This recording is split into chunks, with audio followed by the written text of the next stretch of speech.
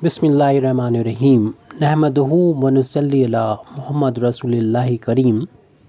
ये प्रॉब्लम हमको सेंड की गई थी लीनियर अलजबरा के तौर पर, लेकिन हमें लगता है ये मैट्रिक्स की एक प्रॉब्लम है। लेट टी एन एक मैट्रिक्स है टी एन, और एन का मतलब क्या है इसमें कि इसमें एन रो हैं और एन कॉलम है। एक स्क्वायर मैट्रिक्स है ये इसके, और ये एक ट्राई डायगोनल मैट्रिक्स है, इसके लिए स्क्वायर मैट्रिक्स है। इसके जो मेन लीडिंग डायगोनल है उसमें एलिमेंट है ए है, और जो इसके ऊपर के जो एलिमेंट है उसमें एलिमेंट है बी, और इस मेन डायगोनल एलिमेंट है उसके नीचे एक एलिमेंट यहाँ पर सी है। यानी फर्स्ट रो में ए बी और बाकी सारे एलिमेंट ज़ीरो हैं। और यहाँ पर देखें तो सी है, ए है, बी है, उसके बाद सारे ज़ीरो होंगे। यहाँ पर ज़ीरो, फिर सी है, फिर ए है। यानी मेन आप लीडिंग डायगोनल में ए करने के बाद उसके साथ में उसके नीचे जो है ए के नीचे सी करेंगे, इसके ए के ऊपर सब बी होंगे, चाहे वो एक हो यहाँ पर दो कर सकते हैं। फिर इसी तरीके से लास्ट में देखिए यहाँ पर इस वाले जो रो होगा उसमें ए होगा और उससे पहले सी होगा। इस वाले लास्ट कॉलम में ए, उसके ऊपर बी होंगे, बी होगा सिर्फ एक, और यहाँ पर ज़ीरो होंगे बाकी। तो ये एक ट्री डायगोनल मैट्रिक्स है। देन इसको अगर डिटर्मिनेंट में कन्वर्ट कर दिया जाए, यानी जो हमारा ये स्क्वायर में लगा हुआ है, अगर इसको हम इस तरीके से जो लाइनों के बीच में से बंद कर देंगे तो ये डिटर्मिनेंट बन जाएगी, जिससे शॉर्ट में लिखा गया है टी एन। तो उसकी वैल्यू जो है वो ए एन के बराबर तब होगी जब बी सी की वैल्यू ज़ीरो हो, और इसकी वैल्यू, इस डिटर्मिनेंट की वैल्यू तब n+1 a/2 की पावर n हो जाएगी जब a स्क्वायर की वैल्यू 4 टाइम्स बी सी के बराबर होगी। यानी इसमें जो a है वो इन दोनों के मल्टीप्लिकेशन का 4 टाइम्स करेंगे और a का स्क्वायर करेंगे, बराबर होगा, तो इसकी वैल्यू इतनी के बराबर होगी।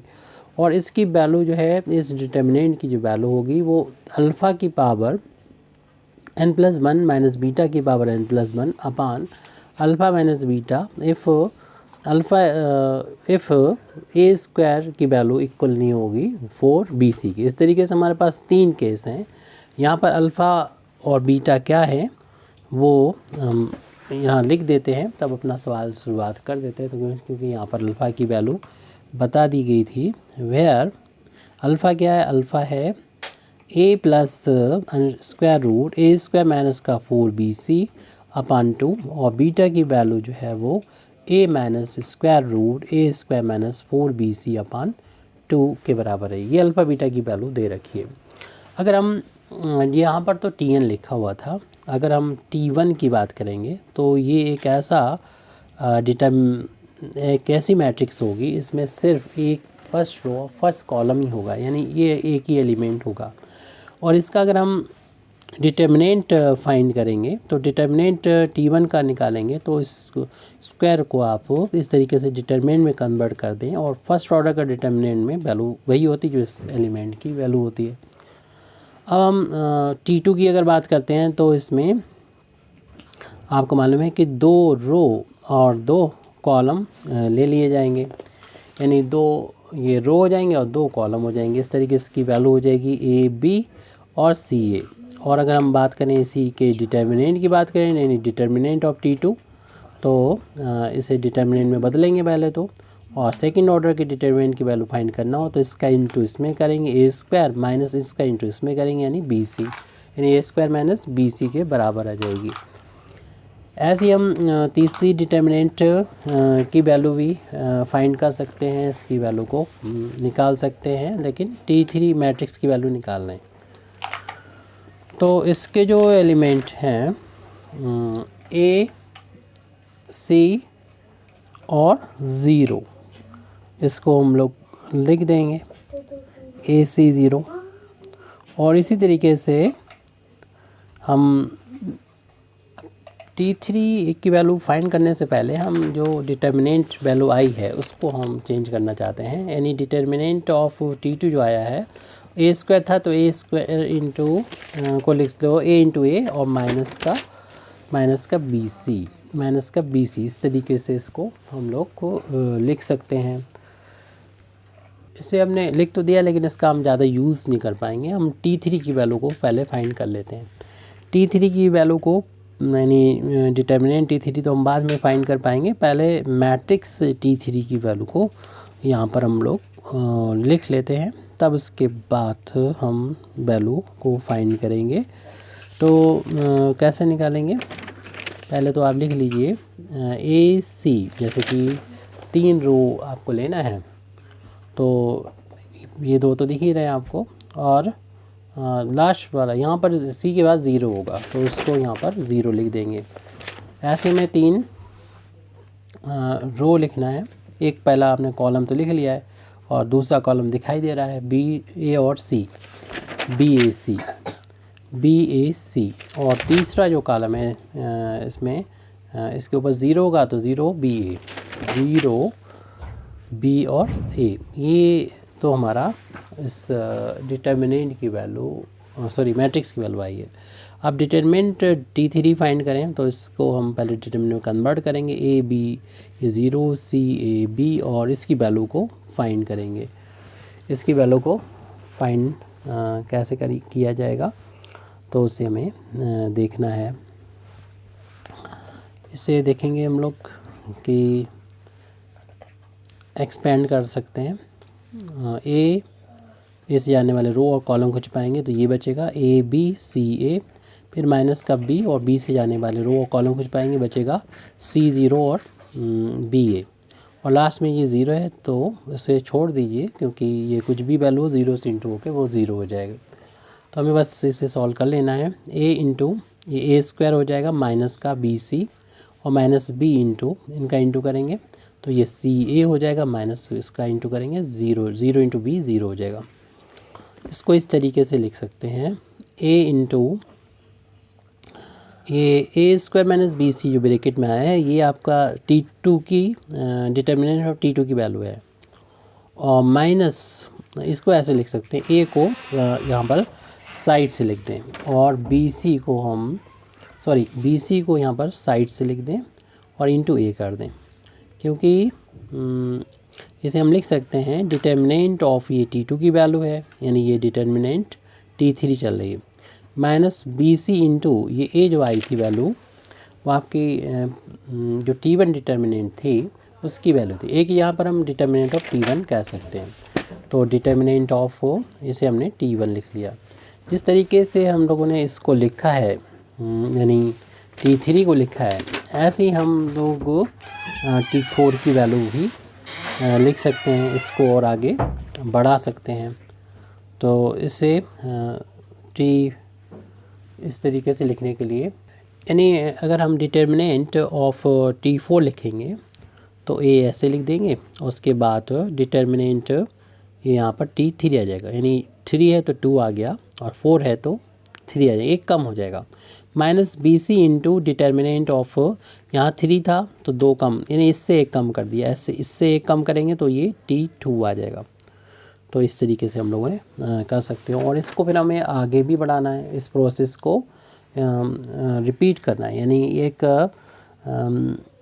रिकरेंस फार्मूला यहाँ से ऑब्टेन करेंगे, यानी ये प्रोसेस अप्लाई करेंगे अगेन एंड अगेन, और फिर हमें मिलेगा डिटर्मिनेंट Tn मिलेगा, जिससे हम लिख सकते हैं A तो सभी में आ रहा है तो इसमें भी आएगा, और डिटर्मिनेंट यहाँ पर क्या लिखी जाएगी, जो भी यहाँ लिखा है से एक कम आएगा, यानी 3 है तो 2 है, और 4 लिखा है तो 3 है, और n है तो यहाँ पर n-1 हो जाएगा।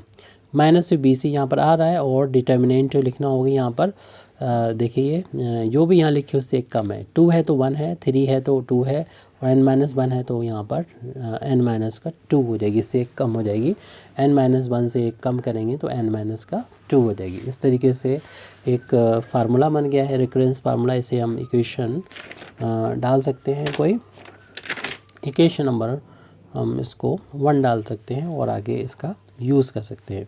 अब हमारे पास ये यहाँ पर 3 केस हैं, तो पहले केस फर्स्ट की बात कर लेते हैं।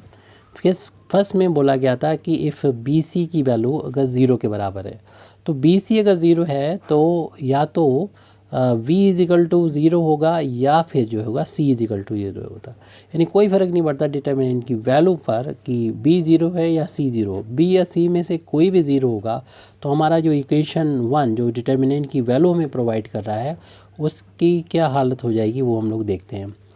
तो ये वैल्यू आ जाएगी a into determinant T N minus 1 और b या c में से कोई भी 0 होगा, यानी बी सी की वैल्यू 0 होगी तो माइनस के बाद 0 लिख के ये कुछ भी होती रहे b की वैल्यू टी एन माइनस 2 की, 0 से जब मल्टीप्लिकेशन होगा तो ये पूरी वैल्यू 0 हो जाएगी। यानी डिटर्मिनेंट ऑफ टी एन की value a into determinant of T N minus 1 मिल जाए, क्योंकि ये वैल्यू तो 0 से मल्टीप्लाई होके पूरी वैल्यू ये 0 हो गई।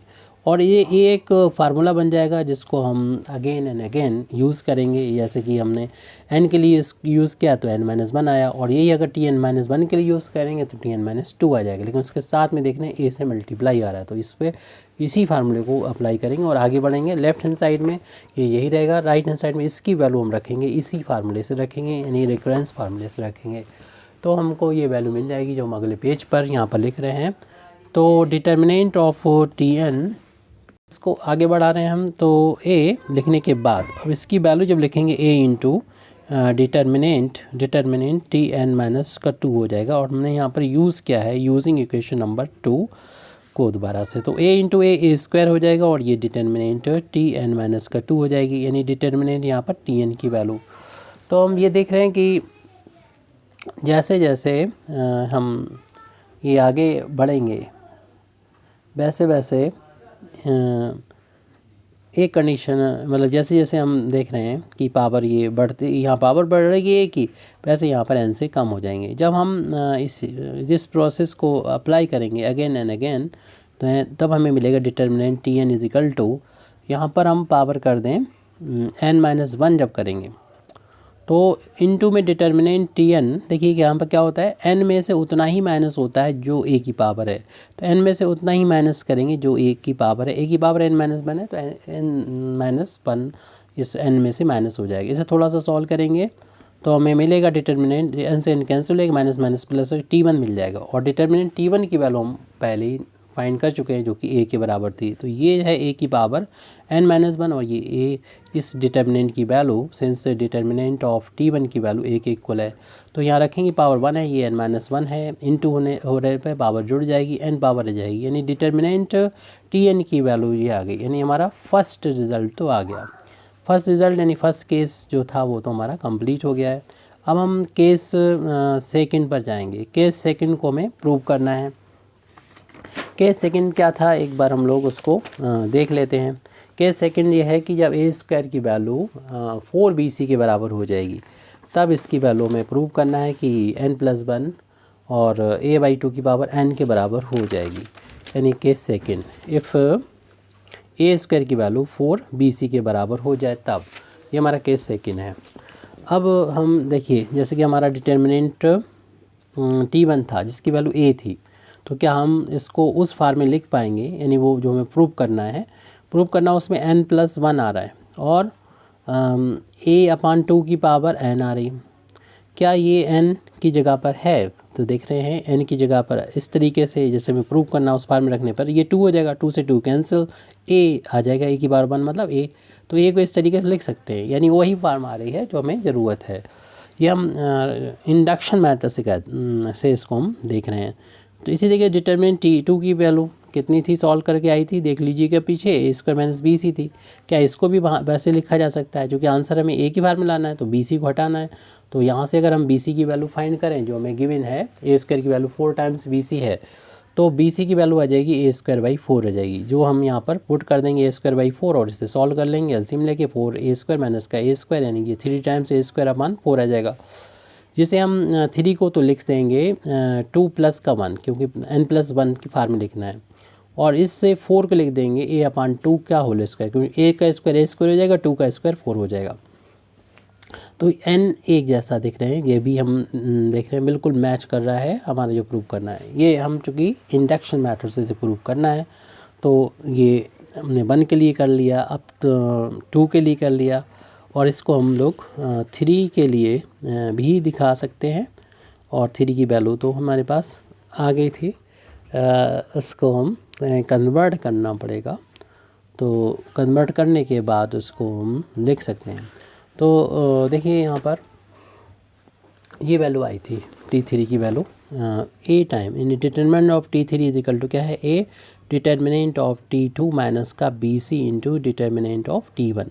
और डिटर्मिनेंट ऑफ T2 की वैल्यू ये है, ये सॉल्व करने पर ये आइए वही लिखो आप पहले। तो ये है कितना 3a²/4, ये वैल्यू आई थी सॉल्व करने के बाद। डिटर्मिनेंट ऑफ T2 की वैल्यू ये है 3a²/4 माइनस का BC तो हटाना होगा, चलिए बाद में। और T1 डिटर्मिनेंट T1 की वैल्यू तो a के बराबर है, हमें सब a में बदलना है। ये तो 3/4 हो गया और a इंटू a³ हो गया, माइनस BC की वैल्यू a²/4 है, वो यहाँ से हमने नोट करके लग दी a²/4 इंटू a।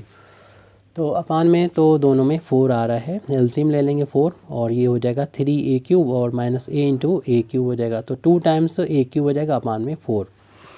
अब क्योंकि हमें a/2 लाना है तो a की जितनी पावर है नीचे 2 की पावर भी उतनी होनी चाहिए, इसलिए हम 2 से ऊपर नीचे इंटू करेंगे। तो इधर तो 2 इंटू 2 इंटू a की पावर 3 और इधर 2 से इंटू किया तो 4 को दे लिख देंगे 2 इंटू 2 और एक 2 से इंटू किया, वो ये लिखा हुआ है। 2 का ऊपर नीचे इंटू कर लिया, 2 का ऊपर नीचे इंटू कर लिया, बाकी तो 4 तो हमारा था ही। ये 2 का क्यूब हो जाएगा, ये a का क्यूब है, दोनों को एक साथ लिख देंगे क्योंकि हमें डिटर्मिनेंट T3 की वैल्यू निकालना है, यानी हमें जैसा प्रूव करना उस फॉर्म में हमें से बदलना है। अगले पेज पर हम जा रहे हैं।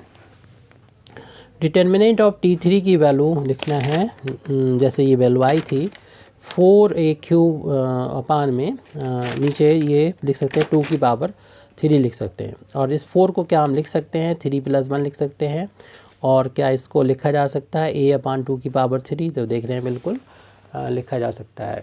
तो इस प्रोसेस को हम जब अप्लाई करते करते जब हम पहुंचेंगे डिटर्मिनेंट ऑफ Tn की वैल्यू पर, तो हमें मिल जाएगा जहाँ पर भी देख रहे हैं कि ये प्लस का 1 तो सभी में आ रहा है, 3 है तो यहाँ 3 है आ रहा है, ऐसे 2 था तो 2 और n था तो n आ जाएगा, और a/2 सभी में आ रहा है पावर, अगर यहाँ 3 है तो इधर 3 आएगा, n होगा तो n आ जाएगा। इस इंडक्शन मेथड से हम लोगों ने इसको प्रूव कर दिया।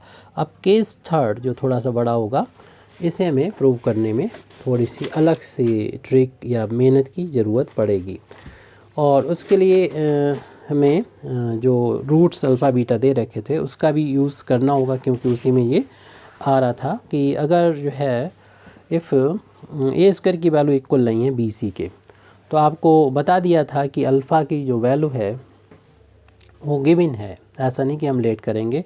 a + square root a² minus का 4 टाइम्स BC/2 और बीटा की वैल्यू दे रखी थी a माइनस का स्क्वायर रूट a² माइनस का 4 BC/2। तो इस तरीके की जो गिवन वैल्यू थी हमने वही लिखी है। अब हम क्या करेंगे, पहले तो हम इनका सम करेंगे, यानी a + b² माइनस का 4 BC आप डायरेक्ट भी कर सकते हैं, और a माइनस का a² माइनस का 4 BC हम भी थोड़ा सा डायरेक्ट करेंगे, अपान में सेम है। और जब इनको तो एक बार एलसीएम अपान में 2 आ जाएगा, बाकी इनको ऐड करेंगे, ये कैंसिल हो जाएगा और ये 2 टाइम्स a हो जाएंगे और 2 से 2 कैंसिल हो जाएगा, तो अल्फ़ा प्लस बीटा की जगह पर हम a लिख सकते हैं। ऐसे इनका हम प्रोडक्ट भी ले लेते हैं, प्रोडक्ट यानी अल्फ़ा इंटू बीटा। तो अल्फ़ा की वैल्यू क्या है, अल्फ़ा की वैल्यू है a प्लस का स्क्वायर रूट b² माइनस का 4 BC/2, और इसकी वैल्यू क्या है बीटा की a minus square root a² minus का 4 BC/2। तो alpha into beta is equal to upon में 2 इंटू 2 हो जाएगा, ये 4 के इक्वल हो जाएगा, और एक ब्रैकेट में ऐड हो रहा है दूसरे में सब्सट्रैक्ट हो रहा है, तो a² माइनस b² वाली आइडेंटिटी लगेगी। b² की जगह अपन अंडर b² माइनस का 4 BC है यहाँ पर, और इसका स्क्वायर करेंगे।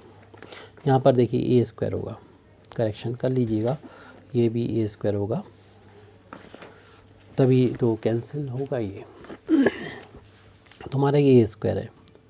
तो फिर क्या होगा, इसका हम a² हो जाएगा माइनस स्क्वायर से रूट हट के वैल्यू आ जाएगी a² माइनस का 4 BC/4 b² a² से a² कैंसिल हो जाएगा और ये माइनस माइनस प्लस हो जाएगा। तो इस तरीके से हमें अल्फ़ा इंटू बीटा की वैल्यू मिल गई, प्लस का 4 टाइम्स BC/4, 4 इसीलिए थे कैंसिल हो गए, अल्फ़ा इंटू बीटा की जगह पर BC के बराबर वैल्यू आ गई है। अब यहाँ पर हमें एक रिज़ल्ट निकाल के और रख लेते हैं कि हमें सम मालूम है, प्रोडक्ट मालूम है। अल्फ़ा बीटा में रिलेशन निकालने के लिए अल्फ़ा माइनस बीटा का होल ऑफ स्क्वायर होता है अल्फ़ा प्लस बीटा का होल ऑफ स्क्वायर माइनस का 4 अल्फ़ा इंटू बीटा। क्योंकि हमें अल्फ़ा प्लस बीटा का सम भी पता है जो ए के बराबर आया था, अल्फ़ा इंटू बीटा का प्रोडक्ट भी पता है जो कि बी सी के बराबर आया था। इससे हम अल्फ़ा माइनस बीटा का होल ऑफ स्क्वायर फाइंड कर सकते हैं। और इसके बारे में हमें क्वेश्चन में क्वेश्चन में दे रखा था। ये अल्फ़ा माइनस बीटा का whole of square is equal to, ये फार्मूला होता है।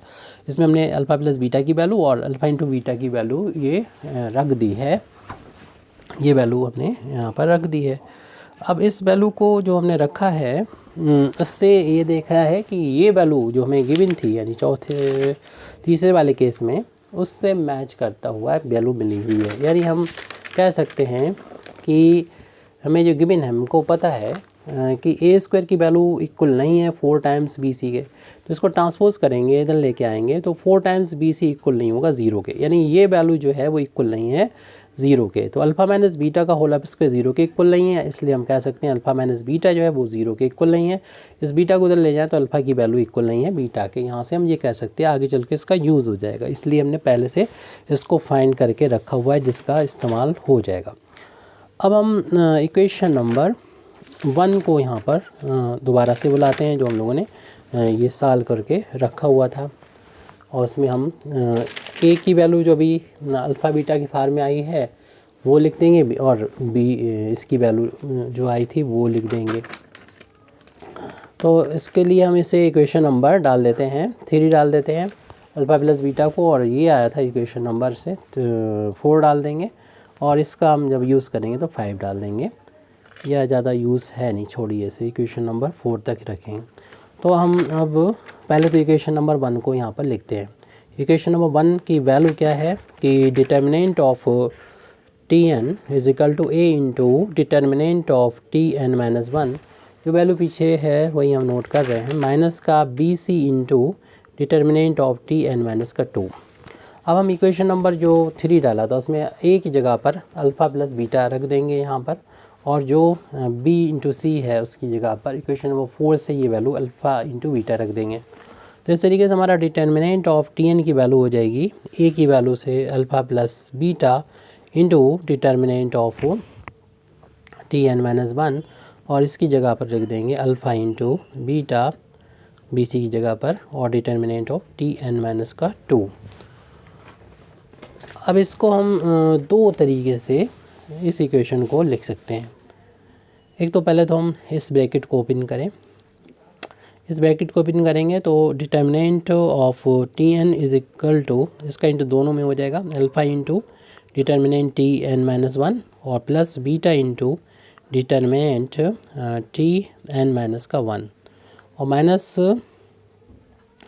Alpha beta into determinant of T N minus का 2। पहले तो हम यहाँ पर इस अल्फ़ा इस वाले टर्म को उधर ट्रांसपोज करेंगे लेफ़्ट हैंड साइड में, तो हमें मिलेगा डिटर्मिनेंट टी एन माइनस का alpha into determinant T N minus का 1। यहाँ जो बचेगा वो है beta into determinant T N minus का 1। इसे आप इक्वेशन नंबर 5 डाल दीजिए, इसे अभी बुला लेंगे। और फिर इसके बाद हमने क्या किया, इसको नोट किया, इसको नोट करना है alpha into beta into determinant T N minus का 2। अब यहाँ पर यानी ये वैल्यू जो है इसे एक ब्रैकेट में लिख दें, हालांकि कोई मीनिंग नहीं इसकी। अल्फ़ा इंटू डिटर्मिनेंट ऑफ यानी जो पहले था वही है ये, इनमें से कॉमन लेंगे तो बीटा बचेगा और हमारे पास जाएगा determinant of T N minus 1 minus beta बाहर निकला तो अल्फ़ा बचेगा और determinant T N minus 2। Bracket में बंद करने का मकसद ये था कि हमारा राइट हैंड साइड में जो वैल्यू है इससे मैच कराइए आप। यहाँ पर सिंपल सा एक डिटर्मिनेंट और यहाँ पर अल्फ़ा के साथ, इधर भी अल्फ़ा के साथ जो डिफरेंस इसमें है यानी एक का डिफरेंस एन में से एक कम किया, ये टी एन माइनस से टी एन माइनस 1 से एक कम किया, टी एन माइनस 2 आ गया, बिल्कुल वैसी वैल्यू है। तो ये ब्रैकेट में है और ये भी ब्रैकेट में है। तो हम क्या करेंगे कि इस वैल्यू को कुछ अगर हम मान लेते हैं एफ एन मान लेते हैं इसको, अगर हमने इसको एफ एन कह दिया तो आपको मालूम है ये बीटा इंटू ये हो जाएगा एफ एन माइनस 1, क्योंकि इसमें से n की जगह पर अगर n-1 रख दिया जाए तो ये वैल्यू इसमें कन्वर्ट हो जाएगी। तो अगर इसको हमने मान लिया है, लेट कर है fn को determinant of tn minus alpha into determinant of tn minus 1, तो इसका भी हम यूज़ कर लेंगे। इसको इक्वेशन डाल देते हैं और इसको फिर हम बुला लेंगे। इक्वेशन नंबर 5 हो चुकी थी और इसे इक्वेशन नंबर हम डाल लेते हैं। कलेक्टिवली दोनों को अगर बुलाना चाहें तो वहाँ बुला देंगे। इक्वेशन नंबर 6 डाल देते हैं और इक्वेशन नंबर 5 अभी हमने इसे बीटा अल्फ़ा वाले को इधर लेके आए हैं, अब कि हम बीटा वाले को लेके आएंगे इक्वेशन नंबर 5 से। इक्वेशन नंबर 5 से फ्रॉम इक्वेशन नंबर 5 हम इसको इस तरीके से लिख सकते हैं, यानी लेफ्ट हैंड साइड में तो डिटर्मिनेंट टी एन चल ही रहा था, उसको हम बीटा वाला टर्म जब लेके आएंगे minus beta into determinant T N minus का 1, और ये वाले दोनों टर्म यहाँ पर बचेंगे, उसको हम लिख देंगे प्लस का is equal to alpha into determinant T N minus का 1 और माइनस का अल्फ़ा बीटा वो तो वही रहेगा, अल्फ़ा इंटू बीटा और डिटर्मिनेंट टी एन माइनस का 2।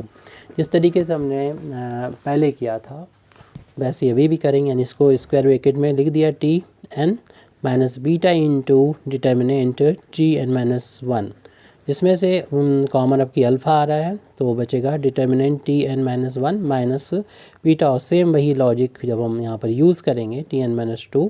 तो इस चीज़ को अगर हमने बोल दिया एक नया फंक्शन जिसको हम अगर जी एन से n है तो जी एन से डिनोट करेंगे, तो इस तरफ अल्फ़ा इंटू ये वैल्यू जो होगी जी यहाँ पर n माइनस 1 हो जाएगी, ये जी n माइनस 1 हो जाएगी, और इसको यहाँ जहाँ पर हमने जी एन को क्या लिया है, ये लिया है जो ब्रैकेट के अंदर लिखा हुआ है, यानी determinant T N minus beta into determinant T N minus 1 ये लिया है, यानी इनकी वैल्यू को। अब इससे हम कलेक्टिवली इन दोनों को इक्वेशन नंबर 7 डाल के यहाँ पर 7 डाल के इसको छोड़ देते हैं। अब आप जो इक्वेशन नंबर हमने 6 डाला होगा उसमें पुट कर दीजिए, putting n is equal to 2 रख दो इन इक्वेशन नंबर 6 हम पीछे देख लेते हैं। यहाँ पर हम इसकी बात कर रहे हैं, यहाँ पर ये आ जाएगा 2 रखना है, n की जगह पर 2 रखना है तो ये 1 आ जाएगा, यहाँ पर 2 में से 1 माइनस होगा 1 आ जाएगा, तो वैल्यू आ जाएगी हमारे पास f2 is equal to determinant ये t2 minus alpha into determinant t1, और आपको t2 डिटर्मिनेंट की वैल्यू भी हम लोगों को मालूम है, जो शुरुआत में निकाली थी, फाइंड की थी। t2 डिटर्मिनेंट की वैल्यू शुरू में फाइंड की थी। डिटर्मिनेंट ऑफ t2 की वैल्यू है a square minus B C, और t1 डिटर्मिनेंट की वैल्यू a के बराबर है। इन दोनों वैल्यूज़ को यहाँ पर हम लोग लिख देंगे, वैल्यू यहाँ पर लिख देते हैं, तो f2 की वैल्यू यहाँ से मिलेगी a स्क्वायर माइनस का बी सी है ये, और माइनस अल्फ़ा इंटू ये वैल्यू a के बराबर आई थी। अब हम इस अल्फ़ा बीटा में इनको कन्वर्ट करेंगे सभी को, तो उस से पहले यानी a की जगह पर हम देख लेंगे इक्वेशन नंबर हमने इसे 3 दिया था, 3 से हम a की वैल्यू को अल्फ़ा प्लस बीटा कर देंगे, उसका स्क्वायर अप्लाई कर देंगे माइनस बी सी की वैल्यू इक्वेशन नंबर 4 से बी सी की वैल्यू अल्फ़ा बीटा के बराबर है वो लिख देंगे, और माइनस अल्फ़ा तो लिखा रहने दें, और a की जगह पर दोबारा से a की वैल्यू इक्वेशन नंबर 3 से अल्फ़ा प्लस बीटा है। यहाँ पर हमने यूज़ कर लिया है इक्वेशन नंबर 3 को एंड इक्वेशन नंबर 4 को। इसे थोड़ा सा सॉल्व करें, f2 की वैल्यू मिलेगी अल्फ़ा बीटा की फार्म में। जैसे होल अब स्क्वायर ओपन करेंगे, फर्स्ट क्वांटिटी का स्क्वायर प्लस सेकंड क्वांटिटी का स्क्वायर प्लस दोनों क्वांटिटी को इंटू का ट्वाइस हो गया, और माइनस अल्फ़ा बीटा ये है, और इस ब्रैकेट को ओपन करेंगे, अल्फ़ा का दोनों टर्म में इंटू हो जाएगा, अंदर के साइन चेंज हो जाएंगे, प्लस थे दोनों ही अब माइनस के हो गए, तो यहाँ पर alpha square plus minus cancel हो जाएगा, बीटा स्क्वायर बचा हुआ प्लस 2 टाइम्स अल्फ़ा बीटा, और ये भी माइनस माइनस के 2 अल्फ़ा बीटा हो गए, ये भी कैंसिल हो जाएंगे। सिर्फ f2 की वैल्यू हम देख रहे हैं कि बीटा स्क्वायर के इक्वल आ गई है। जिस तरीके से f3 की वैल्यू फाइंड है, f3 की वैल्यू भी फाइंड कर सकते हैं कि f3 कैसे फाइंड करेंगे कि f3 की वैल्यू हम फाइंड करने के लिए इसमें इस्तेमाल कर देंगे इक्वेशन नंबर हम 6 है इक्वेशन, ये देखिए एक रिलेशन है, यहाँ पर अगर हम जैसे हमने 3 की बात की थी, अगर 3 रखेंगे तो यहाँ पर 2 हो जाएगा। इक्वेशन नंबर 3 तो बीटा इंटू F2 हो जाएगा। हमने यहाँ पर यूज़ कर लिया है यूजिंग इक्वेशन, अभी हमने कहा था इक्वेशन नंबर 6 जो शुरुआत वाला पार्ट है वो हमने यहाँ पर यूज़ किया है। यहाँ पर 3 रखा तो यहाँ पर 3 में से 1 माइनस होगा तो 2 बचेगा। और F2 की वैल्यू अभी हमने फाइंड की है तो F2 की जगह पर हम बीटा स्क्वायर रखेंगे। 2 पावर 1 पावर ये 3 पावर हो जाएगी, F3 हो जाएगी। इस तरीके से हमने ये फाइंड किया, ऐसे ही हम निकालते चले जाएंगे। यानी 3 है तो 3 पावर हो जाएगी बीटा की। अगर यहाँ पर हम Fn की ज़रूरत होगी तो बीटा की पावर n हो जाएगी। यानी हम इस प्रोसेस को अप्लाई करेंगे अगेन एंड अगेन तो हमें ये मिल जाएगी। जिस तरीके से हमने Fn की वैल्यू फाइंड कर ली है कि बीटा की पावर n है, सिमिलर प्रोसेस हम अपनाएंगे और हम लोग फाइंड कर लेंगे। सिमिलरली हम लोग को जब हमारा 2 फंक्शन थे, एक तो हमने Fn लिया था, दूसरा Gn, तो Gn की वैल्यू अल्फ़ा की पावर n हो जाएगी। तो यहाँ पर आपको ये दो वैल्यू मिल गई हैं। अब हम जो वैल्यू मिली हैं इन वैल्यू से जो इक्वेशन से पीछे आए हैं Gn की वैल्यू और Fn की वैल्यू वो यहाँ पर पुट कर देंगे। क्योंकि देखिए आपको अभी जो वैल्यू मिली है अल्फ़ा की पावर n की वो Gn के बराबर है। और यहाँ पर जो Gn है वो हमारे इक्वेशन नंबर 7 से Gn की वैल्यू ये है, उसको हम यहाँ पर लिख देंगे। क्या लिखेंगे? Determinant Tn minus beta into determinant Tn minus का 1। अब इसके बाद हम अपनी जो पहली वाली वैल्यू है दिस सिंपलाइज दैट, जिससे तो ये मिल गया। और जो अभी हमने वैल्यू लिखी थी यहाँ पर जो ये वैल्यू मिली थी कि बीटा की पावर n की वैल्यू Fn के बराबर आई थी। बीटा की पावर n जो है वो Fn के बराबर आई थी। और Fn की वैल्यू इक्वेशन नंबर ये कहाँ से लिखा था, ये हमने यूज़ किया था यूजिंग इक्वेशन नंबर 7। और अभी जो Fn की वैल्यू रखेंगे उसके लिए हम ये वाली वैल्यू रखेंगे, इक्वेशन नंबर 6 डालेंगे। इक्वेशन के 2 पार्ट हैं, यानी इक्वेशन जो 6 है उसमें इनको कलेक्टिवली हमने डाला था तो इसके यूज़ कर रहे हैं। Fn की वैल्यू को अब लिखेंगे बीटा की पावर n इक्वल टू, अब हम इक्वेशन नंबर 6 के यूज़ से लिखेंगे determinant Tn minus alpha into Tn minus, यहाँ पर हमने यूज़ किया है using equation number 6। Equation number 6 का हमने यहाँ पर यूज़ करते हुए इसको लिख दिया है। अब हमारे पास ये जो इक्वेशंस आए हैं ये इक्वेशन और उससे पहले वाला इक्वेशन, अभी तक हमारे 7 इक्वेशन हो चुके हैं तो हम इसको इक्वेशन नंबर 8 डाल देते हैं 8 और इसको इक्वेशन नंबर 9 हम डाल देते हैं। इन दोनों को सॉल्व ऐसे करें कि Tn को एलिमिनेट करना है। तो अब यहाँ पर अल्फ़ा से मल्टीप्लाई कर दो, यहाँ पर बीटा से, और इनको माइनस कर दो आ जाएगा, क्योंकि एक ही साइन है तो माइनस करना होगा। तो इक्वेशन नंबर 8 में हम अल्फ़ा से इंटू कर दें और माइनस कर दें इक्वेशन नंबर 9 को बीटा से इंटू करते हुए। तो अल्फ़ा से ये इंटू करेंगे तो अल्फ़ा की पावर n हो जाएगा और इधर हो जाएगा अल्फ़ा इंटू डिटर्मिनेंट Tn हो जाएगा। यहाँ पर अल्फ़ा इंटू बीटा हो जाएगा alpha into beta determinant Tn minus 1। यहाँ पर हम मल्टीप्लाई कर रहे हैं बीटा, तो देखिए हाँ अल्फ़ा की पावर n तो पहले थी, एक अल्फ़ा से और इंटू करें अल्फ़ा की पावर n प्लस 1 हो जाएगी। ऐसे बीटा की पावर n थी और इसमें एक बीटा से और इंटू करें तो बीटा की पावर n प्लस 1 हो जाएगी। यहाँ पर भी बीटा इंटू डिटर्मिनेंट Tn हो जाएगा और यहाँ पर बीटा से इंटू करने पर अल्फ़ा इंटू बीटा और डिटर्मिनेंट Tn माइनस 1। अब इनको जो कि हमें माइनस करना है तो साइन चेंज हो जाएंगे, ये दोनों एक जैसे टर्म है, ये तो प्लस माइनस हैं कैंसिल हो जाएंगे। यहाँ पर इसमें से ये माइनस कर देंगे, यानी अल्फ़ा की power n plus 1 minus beta की पावर n प्लस 1, और इसमें से ये माइनस करना है अल्फ़ा इंटू डिटर्मिनेंट Tn और यहाँ पर बीटा इंटू डिटर्मिनेंट Tn।